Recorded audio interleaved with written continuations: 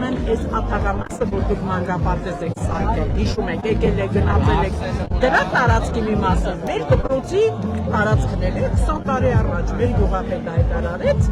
մանկապարտեզը սարքեցիք, շատ շնորհակալ ենք, բայց դպրոցը մնաց։ Դպրոցն էլ է հերթի մեջ։ Հերթի մեջ է, թե Սերժի տարածքն է։ Ինչ Սերժի տարածքն է։ Եթե Սերժի տարածքն է դպրոցի տարածքը հետ կվերցնենք այդ Մենք շատ ենք խնդրում, շատ ուղղակի։ Հիմա գործող դպրոց է։ Չէ, չկա, դպրոց չկա։ Դե տարածքը Սերժի Բեսեն վերցրելա տղյակ ացարդել։ Դղյակն է։ Դպրոցն է գալիս են ստեղ։ Ոչինչ, սկսել ենք դղյակների վերադարձը հերթով, որը ապօրինի է, էսել է կարևոր, որովհետև ինչ պատճառ կա դուք գցելու։ Աշխատեք շատ մի ներվայնացեք, ամեն չարժողի դեմը։